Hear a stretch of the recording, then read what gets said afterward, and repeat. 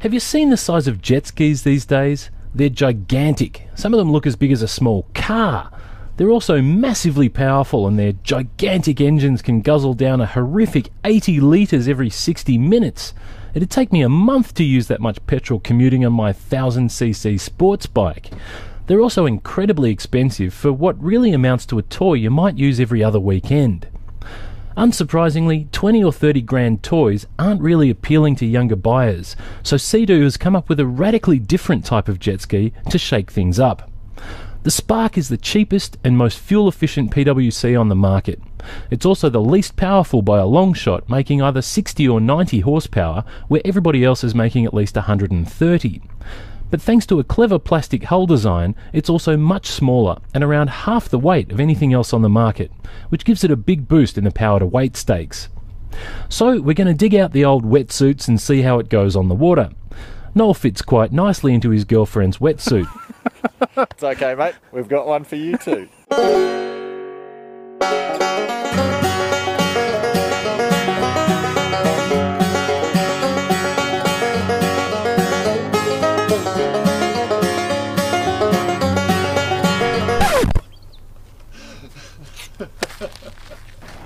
Yeah, I'm just going to wear a pair of shorts, I reckon, mate.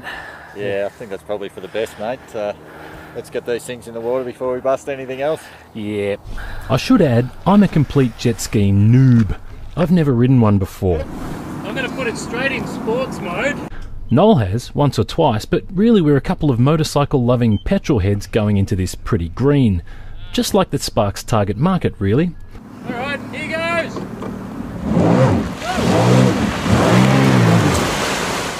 And these things couldn't be easier to ride. Throttle's on the right, you steer positively like a quad bike, and you've got to lean into your turns before you hook in. Our orange test unit also came with Seadoo's intelligent brake and reverse, which is basically an extra lever on the left. It pulls you up hard from high speed. In fact, my one stack of the day happened when I hit the brakes without setting up properly. Oops.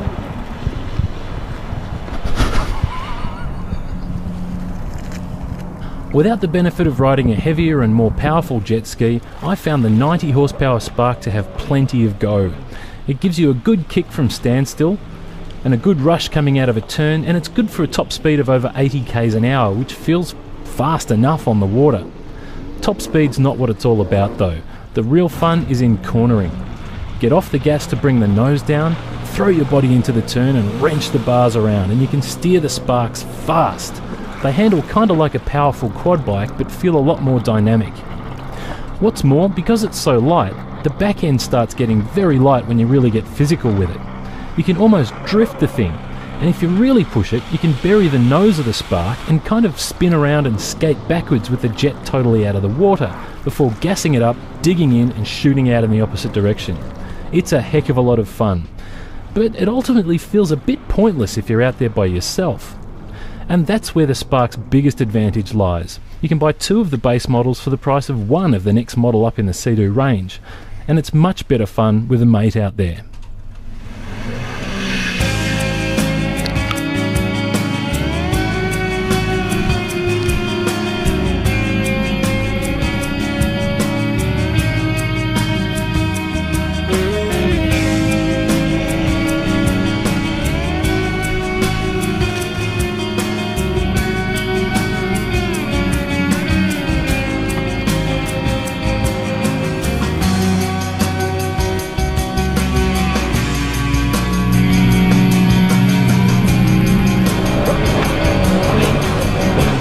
I know some jet ski people look at the Spark and see something cheap, plastic and not worthy of their time.